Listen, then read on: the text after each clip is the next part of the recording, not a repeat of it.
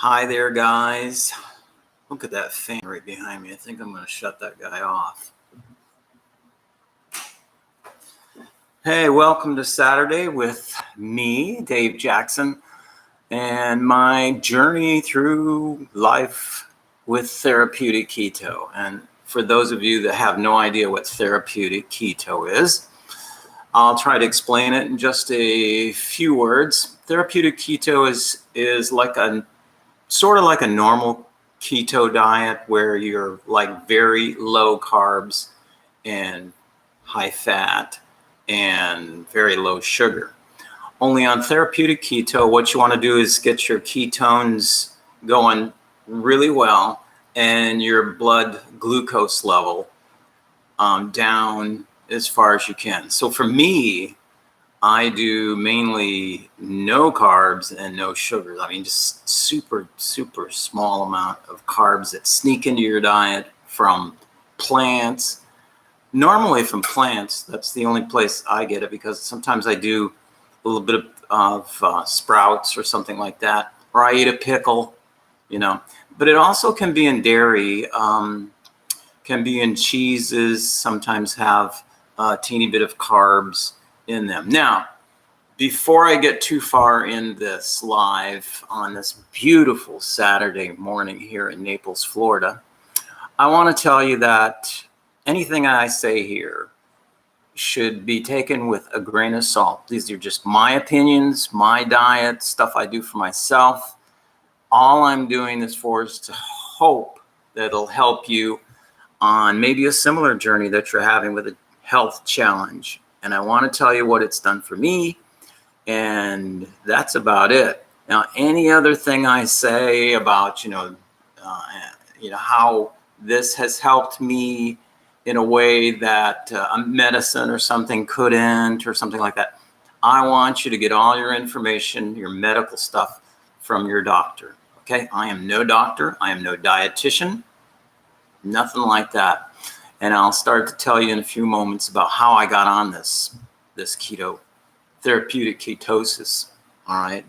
So let's take a look. I just wanted to show you this morning's numbers, which are pretty good, but I'm noticing that my glucose ketone index, my GKI index, and you can Google that, see what that is, has, it fluctuates. I do it right around 8 o'clock in the morning.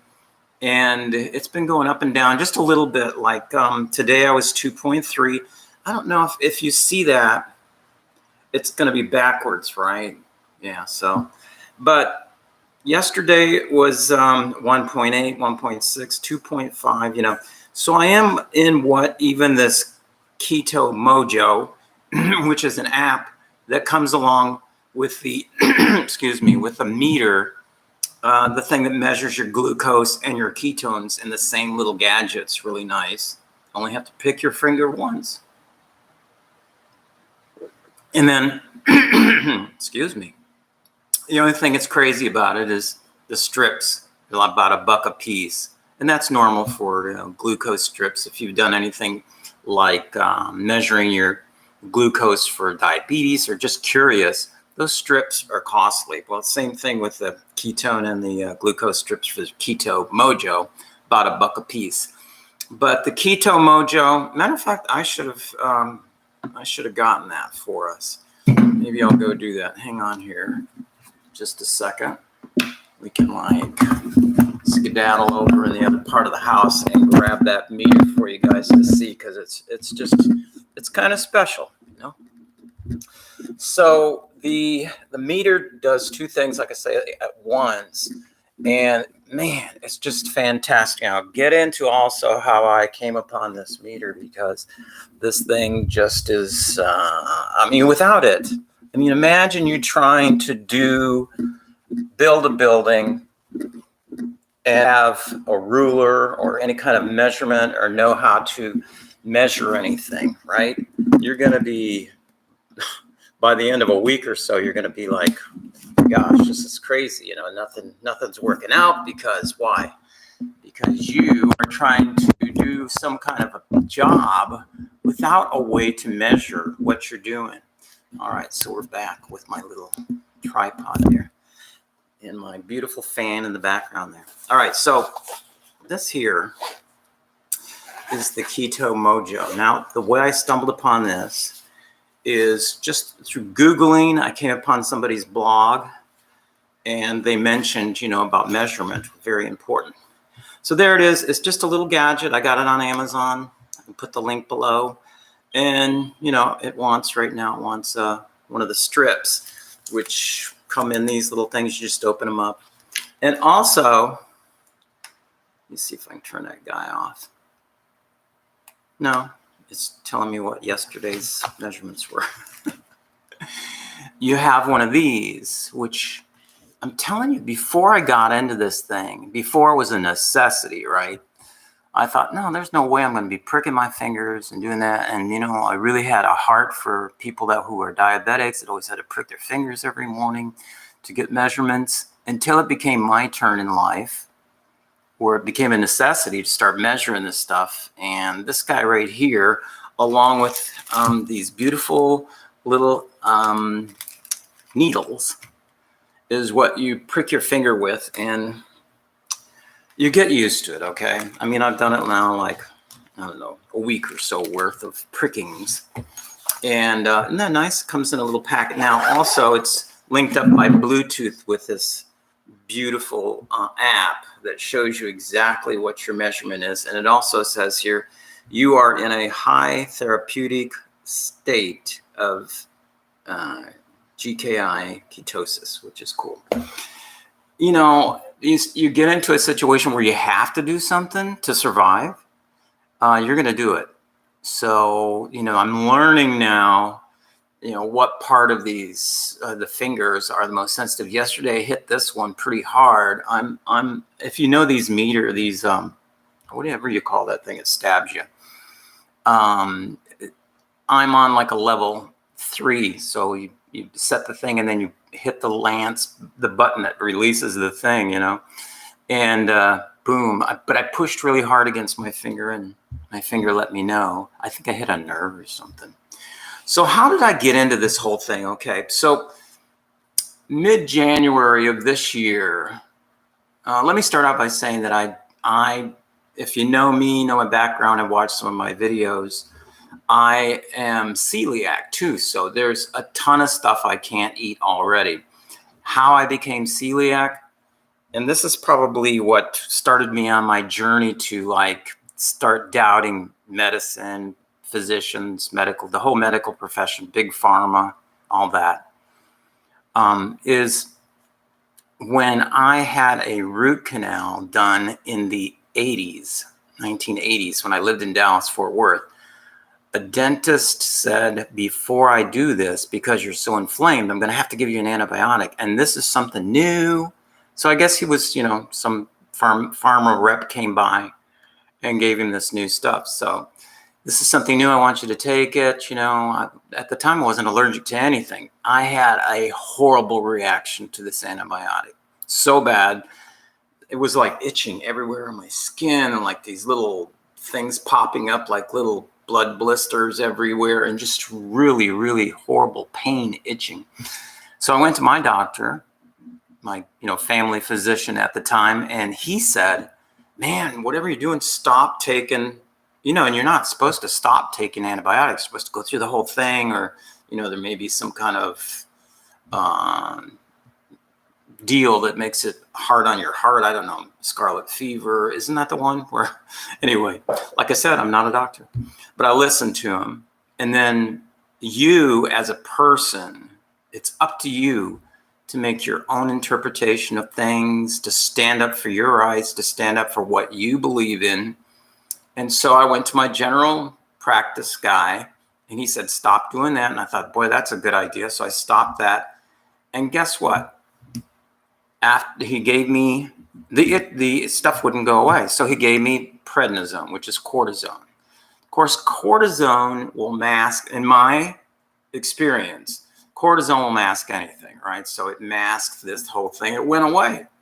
But as soon as I came off the prednisone, cortisone, it came back so I went back to him and I says, I don't know, the prednisone's gone and it's back. So he said, I don't know what we're dealing with. Let's do a biopsy, right? So we did a biopsy. I think it took a piece off my ear because these things were like I was in bad shape, and I was working full time at the same time too at American Airlines there in Dallas, Fort Worth, Texas, in their headquarters. So this thing came back full fury, and he took this biopsy. And when my, when my biopsy came back, there's a word for that. I think it starts with a P. Anyway, when that came back, it showed that he says, you know what? You're celiac. And I said, celiac? I don't even know what the word meant. He says, yeah, you're allergic to wheat gluten. So whatever that medicine was that the dentist gave me triggered celiac in my body. And that was in the 80s. So we're starting out here with somebody that has celiac. And now it's 2021, mid-January, and I'm getting these itches and stuff, and I'm thinking, oh gosh, what did I eat that I got into again? And I thought, there's got to be a reason. Maybe I ate the regular pizza instead of the gluten-free pizza. We went to a pizza place during that time of the month. And with celiac, with my version of celiac, there's several flavors of celiac, okay? With mine, you kind of erupt with these little things like 3 days after. So you got to remember back, okay, what did I eat 3 days ago? And I remember we went out to a pizza place, and my order was a special gluten-free pizza. But the way they laid them out there, they lay them out on top of these things at some places for the group. I thought, maybe I grabbed the wrong piece, so I was okay with that. But the next day, I started feeling more of this itch, And at the time, I'd been drinking lots of wine. And lots of wine. I mean, I'm talking about from 2012 all the way up to present day, January. I've been a pretty heavy drinker, not to the point of getting drunk, but I mean, if there's a bottle here and there's still some in it before the night is finished, I'm going to make sure that bottle's empty, And if you have company over, let's have our fill of wine, right? So I'm a heavy wine drinker. Heavy wine drinker. Like I say, not to the point of getting drunk, but I could probably outdrink you with wine. That's how bad it got. I knew I had a problem. So I had a drink toward the end of the month, and this itching even got worse. And I said, you know what? It's the alcohol. It's my drinking. That's what it is. So I decided that night, and I'm a pretty disciplined guy, that no more drinking for Dave. I'm done with it. It's taken so many dollars and so many years and it's wasted so much time in my life that this is going to be a good decision, and I can do without drinking. I'll come up with something else to fill that, something positive, right? Well, like the celiac thing, the itching did not go away, and then I started going online, which I advise you to do. But let me tell you, in my experience, and almost every stream I do this, there's a way to go search in Google where you get like pretty good answers in a way that you're going to get like medical type jargon type stuck in the 1970s or 80s or, type stuff. So I do give credit to some sites like WebMD and, some of these other sites that are medical sites, Mayo Clinic and all that. But even though they do research, you have to know that these sites, and just look at the ads on them, except Mayo Clinic, but they are still like super well connected with their money makers. The way they make money on those websites are ads. And if you look at them all, they're all for therapies or medicines or pharmaceutical companies or insurance companies, companies that make giant size dollars off of your illness. Okay. So what I love to do is go to websites that are by physicians, maybe, that are looking to an alternate reason why this may be happening, or even YouTube, where you can go and see medical professionals are doing actual studies into new stuff. I mean, this is 2021. We should not be doing therapies that we've been doing since the 60s or 70s, especially when you compare them with the new stuff and you find out that this works so much better than this.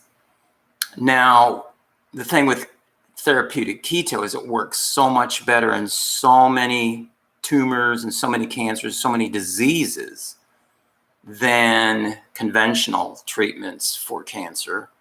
And a lot of times it even works hand in hand with conventional, like say you can get radiation done.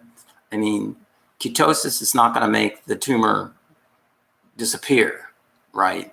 It will shrink it, the way I understand it. And it may even starve off new ones from coming on. It does a great job in conjunction with maybe a radiation therapy or some kind of medication like a, that helps kill off the cancer cells.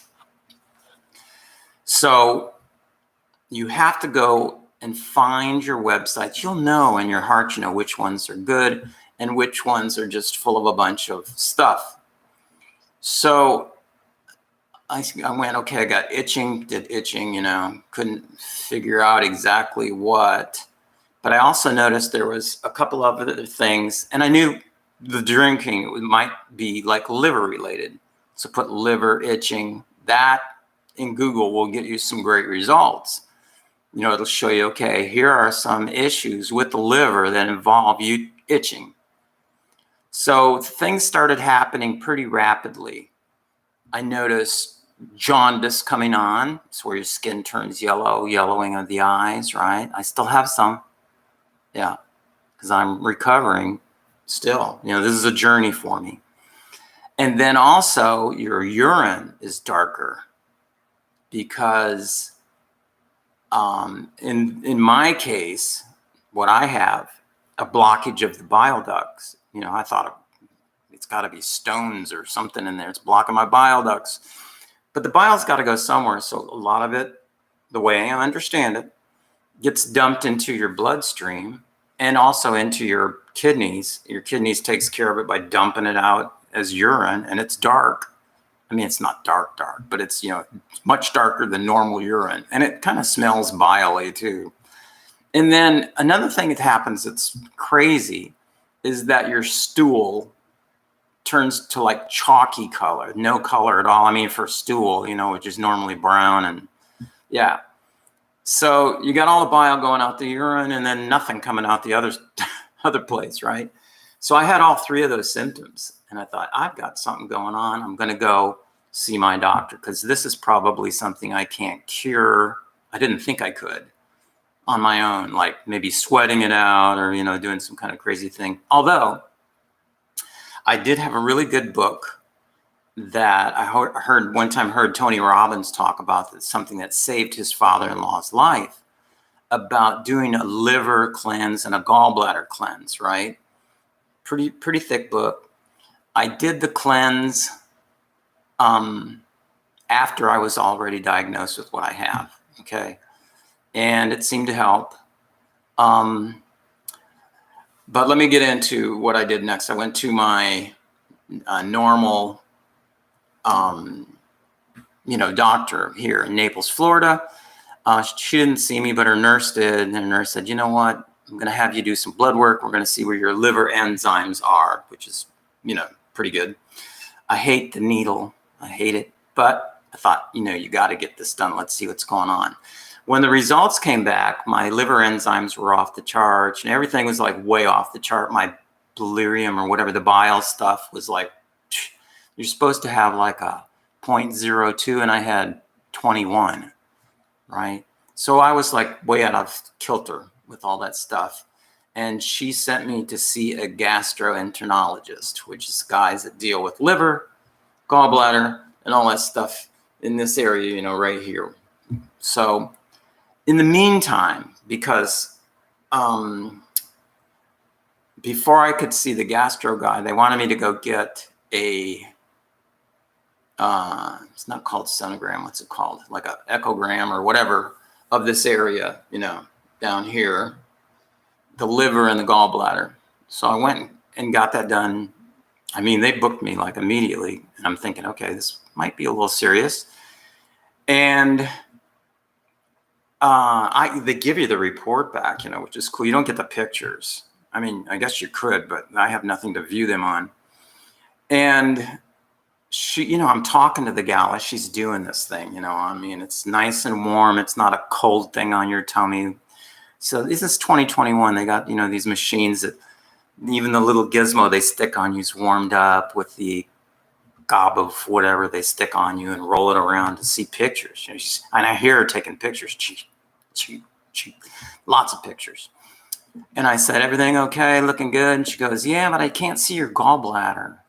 Did you like drink something before you came in? I said, and this was like at noon, and I had a drink of water at 8 a.m. That's like a 4-hour window there. And I said, no, just early. She said, yeah, because drinking water actually shrinks the gallbladder, and it was kind of hidden behind the liver. She couldn't really get a good picture of it.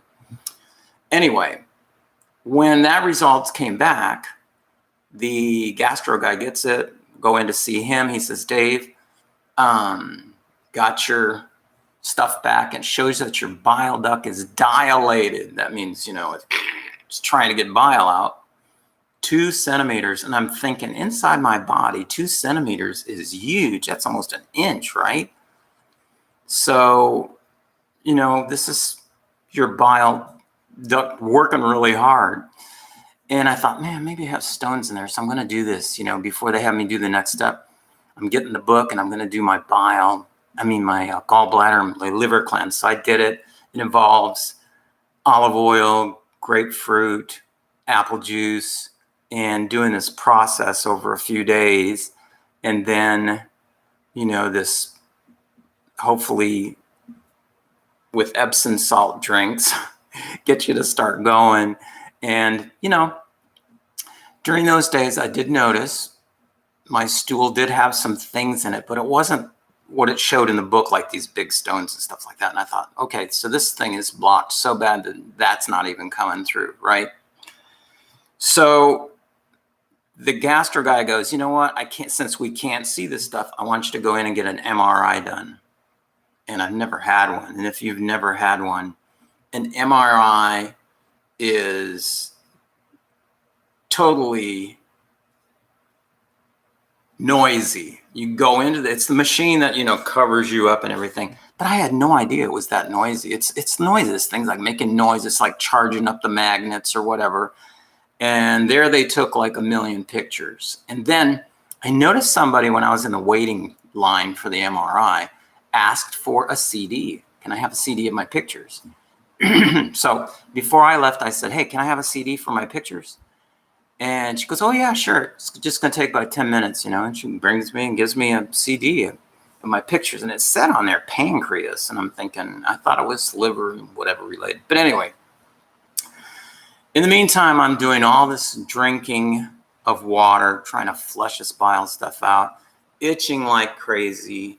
I'm online trying to find out things. I found on Dr. Axe's website, if you know Dr. Axe at all, A-X-E. He's, pretty popular physician and has a lot of things that he talks about. But this one, which talked about the itching and stuff like that because of liver issues or bile issues, talked about a product called Guar Gum, which is tasteless, and you mix like a scoop of it with water, and it's just gummy stuff. But what it does, I suppose, is it binds with the bile in your system, and you kind of flush it out that way. I'm telling you, I swear, that helps take the itching away. I mean, I was like to the point where I'm now,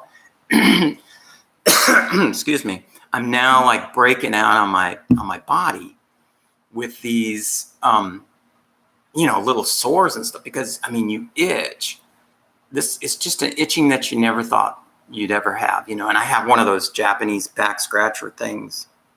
Oh man, that came in so well. But you get tired of doing it over top of your shirt and you stick it in there right against the skin, and thank God this thing was not sharp, it was kind of dull on the end, or I would have ripped my whole back up. It was that bad, it really was. So the day of the MRI, then next I hear 2 days later from the gastro guy. And he says, Dave, not so good news, not good news. And I'm thinking, oh man, what could be not good news, right? He says, there's a tumor in the picture that is the tumor's the thing that's holding your bile ducts closed. And I'm thinking, okay, what's the next step there? And I'm kind of laid back, and I'm kind of the guy that I hear this stuff and I go, okay, life goes on. Let's it's a challenge, but what do we have to do, right? So I'm listening to this guy, and he's going, my advice, he didn't tell me this, but he wrote it up in the report. His advice was an ERCP, which is a process where they stick like a camera and a doodad and other stuff down your throat, goes down to close to where the bile ducts are, right? Punctures through your stomach, I suppose. And then they can take a look at stuff.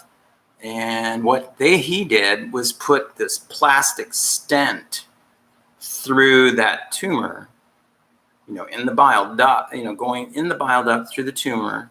Maybe, now I'm thinking about it, because I asked him right before the operation in the hospital, this procedure. And it's an outpatient thing, believe it or not. But you're totally asleep, so you don't know anything going on. He said, I'm going to go right through the middle of this tumor. But then now I'm thinking, actually, I don't know if he touched the tumor or not, because he had to go inside the bile duct, right? But anyway, there's a piece of plastic in me that's opening up the bile duct. I feel no itching today. I notice everything's getting better. I feel better. I mean, when you're with this bile stuff going on with no relief, you are lousy. You don't want to, it's not that you don't want to do anything. It's that you don't have not the energy either. You do have some energy. It's like you just, you're so focused on this, what's going on with your physiology, that you just, you don't want to do anything else, sort of. I mean, you do, but you can't, you're frozen in that, okay? So today I'm doing this, I'm doing other things, and life is back to almost normal, right? So while he's down there, he has this little gizmo, on the end of this miraculous machine that also takes pictures, where he can scrape off some of this tumor and send it off, pathology, that's what it's called, for a biopsy. So biopsy, and then you have the days, after that was done on the, let's see, what day was that done? On the 12th of this month. And then you got the days where you're waiting, okay, I wonder what the pathology is going to come back as, do I have something that's bad, or, and I'm thinking this whole time that it's not, it's going to come back like a mixed message or 0 or whatever. He calls me up, he doesn't see me. I'm thinking he would see me if it's like, you're dying and you need to go see an oncologist today. But he didn't. He called me from his car, as a matter of fact, on a Tuesday, and said, the stuff came back and it says it's non-cancerous. But I don't believe it. That's what you want to hear from your doctor, right? Like, it came back non-cancerous, but I don't believe it. I believe you have cancer. So he set me up with the Moffitt oncology people up in Tampa, Florida, which is a 2-hour drive here from Naples. And the reason he said that he's doing that is because they're supposed to be one of the best in the country. Well, we shall see. So far, my experience with the people that, secretaries, time setters, schedule setters, those kind of people, great. But with the medical team there, they are stuck in the dark ages. Okay, just saying. Moffitt, get on board. This is 2021. So that's where I'm at. Now, how did I get on therapeutic ketosis? And here at the same time, as soon as I got the thing about the tumor, man, I went crazy on Google. I'm going, okay, what can help me as far as something I can do to either shrink this thing that's going on inside my body or what, right? Now, at the same time, you're not always thinking about what's going on with the body and, that. Life goes on in other areas of my life as well. One of the things that had been fascinating me at the time was this, and this is a new person that had been introduced into my, whole, whatever profile of people that, I find interesting, is Jordan Peterson. He's a Canadian, and he's a philosopher, and he's a bunch of other stuff, but he's alive and kicking. And he just has so many viewpoints. He's been on Joe Rogan's podcast, he's been on Tim Ferriss, he's been on everybody's show, right? What an opinion. This guy has an opinion. He has an answer. These are YouTube videos, right? But, he has books out. This guy just knows. I mean, he's got his stuff together. And there's a part of listening in some of these podcasts or videos that I heard about. His daughter had this crazy thing happening in her life, something she just couldn't kick. And it was a type of disease that she felt it was from something she was eating. So what she did, this is very smart, by the way, is she went through her diet and started eliminating stuff. Eliminating. It's not this, I still have the issue. It's not this, still have the issue. Not this. Until she got rid of almost everything except, this is going to be crazy for some of you people that are conventional, meat, carnivore, that, and salt, right? She found out she could thrive. Her body thrived on that. I know it's weird, but there's a lot of people on this carnivore diet. Matter of fact, I've been doing carnivore with a lot of wine for the past maybe 6 months. The thing that messed me up was the wine, right? Carnivore, I totally doubt will cause tumors. I just don't believe that at all because there's too many people on it with such good results. Google it. Look for medical. Look for people, testimonies that there's hundreds of them now. Every day there's new testimonies. One of the sites that I look at is a site called meatheals.com. It's a good site. And you can put in any ailment. Even I put in liver issues. And there's people that have been just completely turned fatty liver, all kinds of things, just flipped it around. Matter of fact, when I went on carnivore because as a flight crew for American, I had horrible pain. We're always putting stuff up in those overhead bins and then pulling those really heavy carts you see us pull. It was just that's just so, it got to where I thought I'm going to have some operations done. Went on carnivore, that disappeared within a week. It's gone. It's not come back. So it's great. So I noticed also that Jordan Peterson went on this diet as well because he had issues. He had horrible issues. I think they were over in Moscow or over in Russia somewhere and doing some work. And he came down with something. It was just I think he even went into a coma. I'm not really sure, but you can read up on it. Everything's online, right? And he went on almost the same diet as she did. And I'm doing research on this, Jordan Peterson diet. Jordan Peterson did this, and he's on meat and salt, and that's all the guy eats. Water and, coffee, maybe. I don't know what else he does. But when I did that in Google, for some reason, I noticed one of the links on there showed ketosis, therapeutic ketosis, and tumors and cancers. And I remember that was on the 13th, the day after I had my procedure. I was well enough to start Googling stuff like crazy. I started researching this therapeutic ketosis thing out the wazoo, because there's so much evidence that the diet works that you can't just toss it, right? So that's how I got on it. then I found a person's website. Her name is, let me see if I can find this really quick.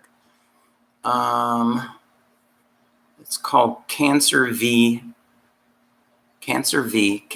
letter V .me. And, you know, I know she always signs her stuff off at the bottom here. So let me just get her name. She kind of like lives in Hong Kong with her husband and then also comes over to the US and different places. Her name's Maggie Jones. What a crazy, beautiful name, right?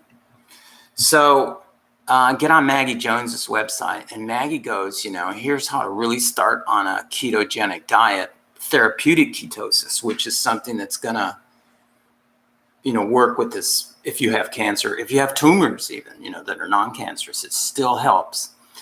But she says, and she does a plant-based one. I don't. Mine is like foods, you know, that are like high in fat, okay with protein, 0 carbs, 0 sugar. Don't want any of that in my therapeutic ketosis diet. You can't. You just can't. You got to be so disciplined, right? And that's what keeps me in therapeutic ketosis. I want that because I want to survive, right? I'm not even, you know, I'm not sure what I'm going to find out in Tampa yet. You know, could be another big episode in my life. But I don't want to jeopardize anything like, you know, hey, tonight let's have a bowl of ice cream. You know, this would be totally crazy. So Maggie's website, right? She shows you how to do the thing. And then she shows you, if you're building a building, if you're doing something that I do the build a building thing. She didn't say that, but it's so true.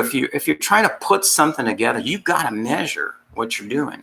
And she recommended this, the Keto Mojo device, right, that I showed you earlier in the stream today.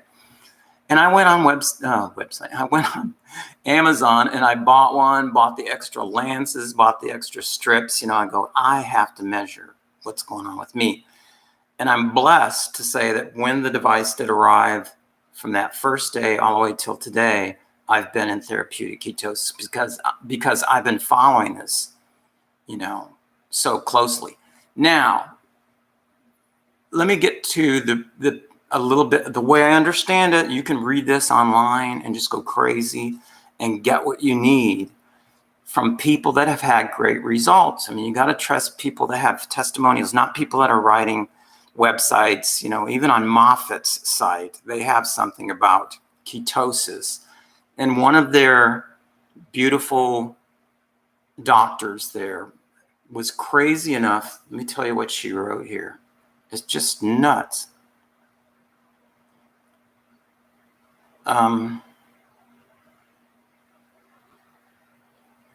Because I copy and pasted it. I don't see it.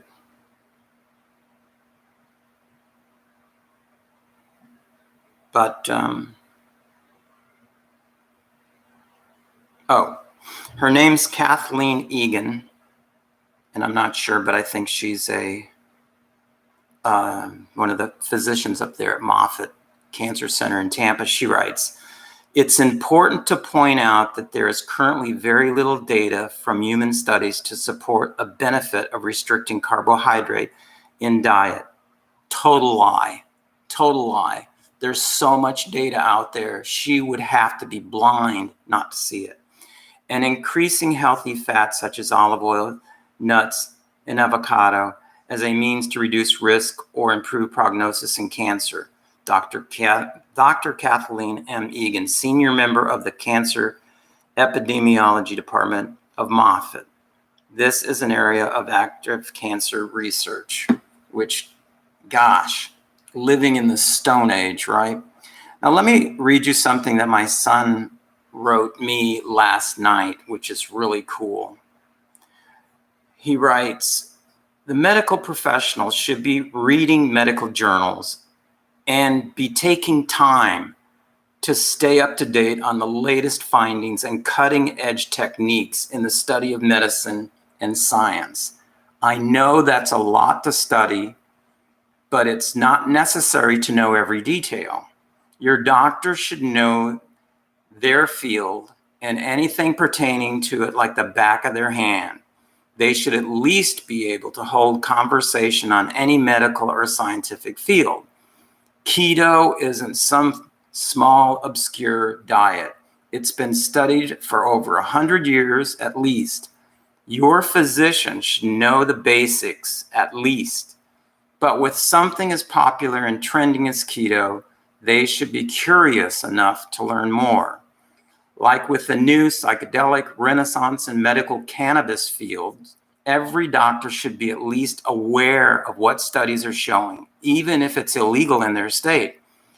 And he writes, I'm obviously coming at this with bias, and I can't honestly expect someone to know everything. The best are the ones that know a little bit about a lot and are willing to learn. Once a person, no matter their profession, stops feeding their desire to learn, they may as well be dead. My point, if your doctor has checked out, consider checking in with one that gives a damn and is interested in learning more about what their patients have had success with. So, and then he goes on, but that just tells you the gist of, what doctors should be curious about. I mean, if I was a doctor that worked in cancer, I would be like, why am I? I'm not even a doctor. I'm like all over this, right? And this is my field. And if you're like too busy with your calls or, whatever. And the reason I say that, because I'm going to talk a little bit about this nurse that I'm going to go see on April 8th that I told her to have a good weekend because we had a call yesterday. It was about 20 minutes long because I started talking about my diet. And she said, well, I can't have a really good weekend because I got to do all these callbacks and all this calls. And I'm thinking, and I'm in marketing, if you guys know, one of my side hustles from the big job at flying is that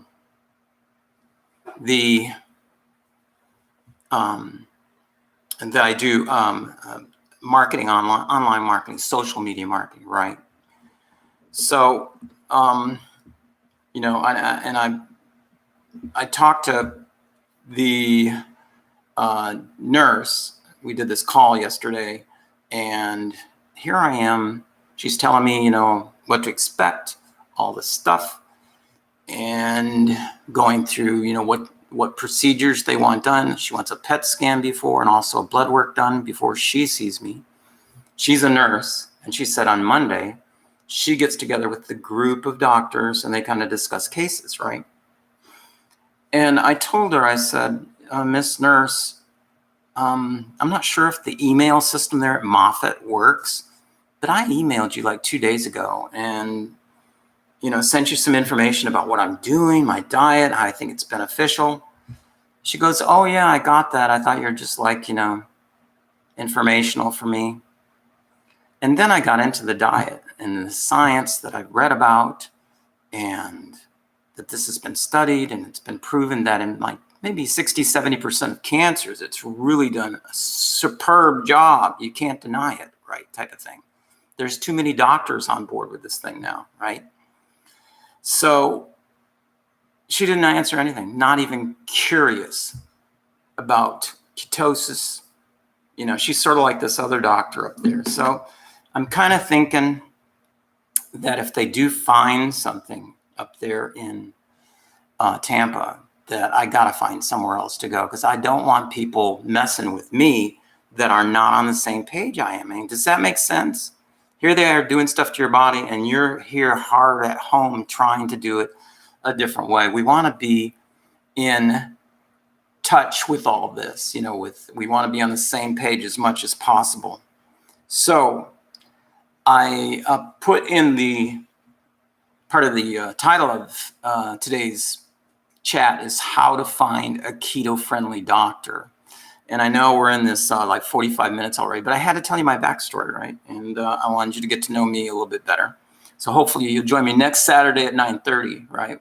Or whatever time it is in your area. And join me live if you can, okay? I know you can watch this back, but I did, here's the way you do it, okay? So this will work for you too.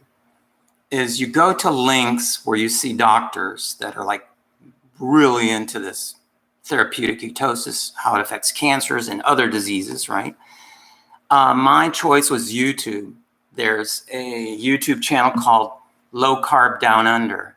And they just had, like last year in 2020, they had this huge low carb symposium or conference in Denver, Colorado. And if you can, watch those videos. They're just so good. All these physicians get up and their talks are only like 30 minutes. And they have slides. And it's something you can understand, even though it's for other physicians. But it's like, stuff they say makes sense. So I took the names from the videos, right? Because in the description, it always gives the doctor's name or whoever's doing the presentation. And you can find these guys on Twitter. You know how these doctors and scholars love Twitter because they like conversing with each other, like posting things all the time about, here's what's going on in this field. So this morning I wrote 1, 2, 3, 4, 5, 6, 7, 8, 9, 10. I wrote 10 of these guys and I said, hey, I'm down here in Naples. I'm trying to find a keto-friendly doctor. Can you help? Right? I've already gotten replies from 3 of them. One of them, a Dr. Eli Jarago, wrote me, he's from Houston, Texas, wrote me super early this morning and gave me this website called dietdoctor.com where you can find a doctor that believes in, diet for health or a metabolic diet, right? A diet for metabolic diseases like therapeutic ketosis. Another one is called metabolicpractitioners.org, metabolicpractitioners.org, and I'll link that as well down in the bottom. And then, there's another one. These guys are in Florida. This guy sent me 2 doctors, Dr. Gerber, Dr. Schur, down here in Florida. So, just people are out there just so willing to help you, right, in your journey. And like I've said in some of my other videos, I don't know if you've watched them or not, but, my videos are pretty short. So just the streaming, I usually try to get in an hour. But I always mention, you have to have, a tribe of positive people around you, whatever journey you're going through, because this is tough to do alone. There's so much unknown.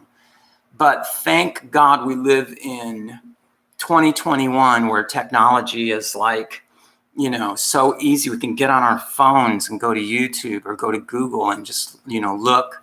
And like I say, there's a way to pick and choose which ones you start believing in and which ones you start seeing.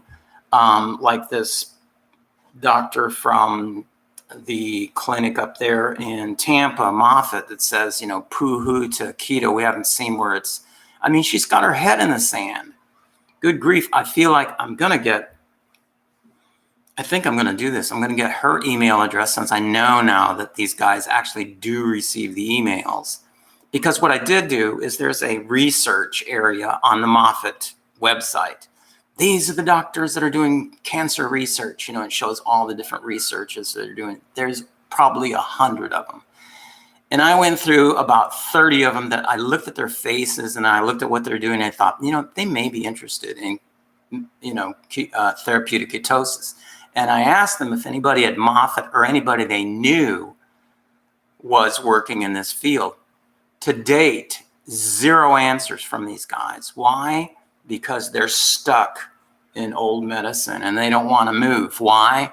It's a huge moneymaker. Why would they move? Why would you do that? It's sort of like back in the days when cigarettes were cool, and you go to your doctor and he'd be smoking in the consultation room. He said, you know what?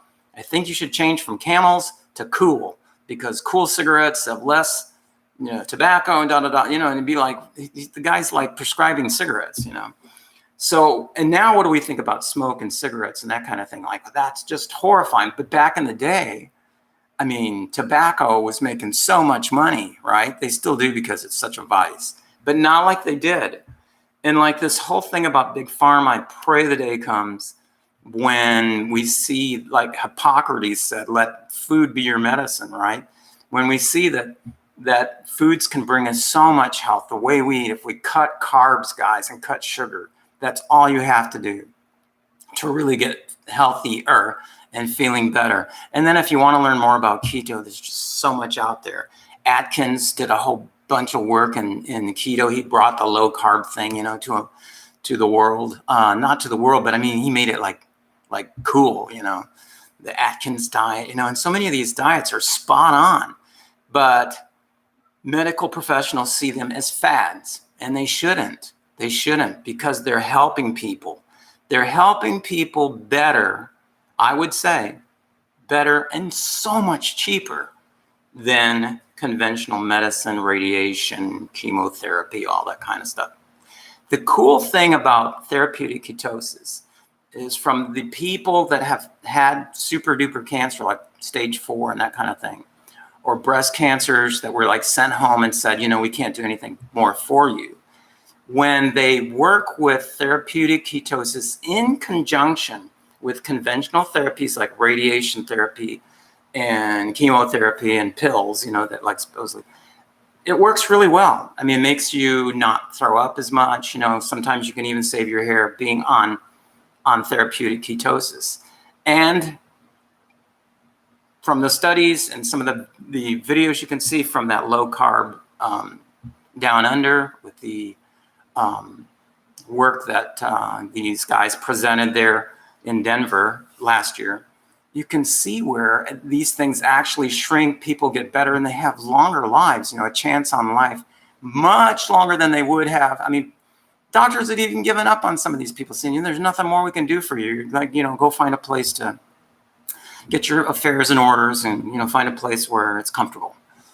And these guys said, no, let us try this ketosis, this keto therapy, therapeutic ketosis, and looked at cancer a different way. Now, in the few minutes I have left, I want to tell you how I understand this thing works. And I'm sorry for taking so long to get to this part of it. But, with your Googling and stuff, you're going to be fine, because you'll have known before you got this far in the video, is that when you get into ketosis, everything gets into ketosis, right? Your body, your cells of your body start feeding on ketones rather than glucose. Your brain, which is the biggest user of glucose, right, will even start, according to the stuff I've read and seen, will even start using ketones to survive, to like live, So your body's living on ketones, yummy. Your brain, your organs, everything's, do the measurement. Wow, I'm in therapeutic ketosis, where I got lots of ketones going on, right? I don't have carbs that turn into sugar. I don't have any sugar, which is horrible for feeding cancer, right? So why is this so cool about the tumors and the cancer and ketosis? Because the way I understand it, and I'm pretty sure, prove me wrong if you can, cancer cells and tumor cells can only survive if they have glucose in some way. They get glucose from the liver, or it's introduced by your diet. That's the only way they can survive. They cannot survive on ketones at all. Ketones mess them up. And the way I understand it is because their cell structure is kind of messed up anyway, that it can't receive ketone as food. So they just starve and, start getting eliminated from your body. Now, not totally, according to a lot of studies, a lot of people. So that's why you probably still need some kind of zapping done, to get that thing out of your body. But you can go totally cancer-free when these things are used in conjunction. That's the way I understand it right now. Most websites, including Maggie's website, says that therapeutic ketosis is not a cure. Okay, it's not. But used in conjunction with stuff, yes, right? And, I hope this has been helpful to you. Like I said, I have the visit to Tampa, Florida, and Moffat coming up on the 8th. I'm not too excited about that because super conventional stuff. If you ask my mom today why my father passed away, he had a thing called polymyositis, which is sort of like a muscular dystrophy disease. She would tell you he did not die from the disease. He was just so shot up with cortisone, and like I remember he was taking like 16 different highly chemical pills, things that were strong, stuff that you had prescribed by specialists that he went to. And these guys were all about the medicines. They just my dad passed away in 2001 from, this is what I will say, and I tell you, I'm no doctor. I'm not a nurse. I'm not a physical therapist of any kind, just my personal views. And everything I've said here on this webcast, I want you to know, do not use as medical advice, because I'm just telling you what worked for me. Go to your doctor, get their advice, and then you make the decision you want to make. And I'm telling you the decision I made, right? What worked for me. But Dad, it was sad to see him in his last years of life, because he was just so hyped up on medicine, that I remember a lot of times he would have his head down like that and say, "Dad, what's going on?" He said, "Just so much pain, And it had little to do with the muscle stuff, and a lot to do with his body trying to metabolize all those drugs in his system. He was taking stuff that would help open up his kidneys, and stuff that would help his kidneys from shutting down, and stuff that would help, different areas in his body, because one medication did a lot of damage that he'd have to take another pill. And, this is common knowledge in conventional medicine, is that, once you take this, you got to take this, because this here is really hard on the kidneys and really hard on the liver. So this is going to help the liver. It's like craziness.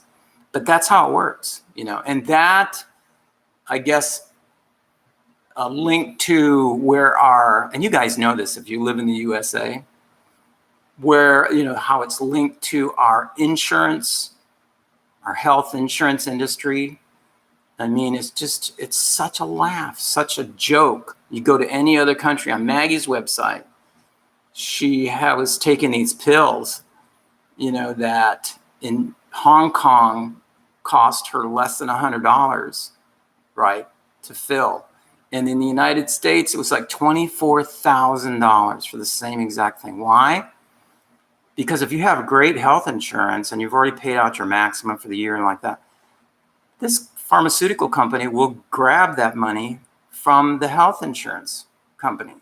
And how can they do that? Because we're all paying our premiums every month, and they add up. So the health insurance company has this excess of money, and tons of it go. I'd like to see how much of it goes to pharma, right? So these two fat cats are doing so well, they don't want to see anything to do with any kind of diet that's going to help partially put them out of business in one area.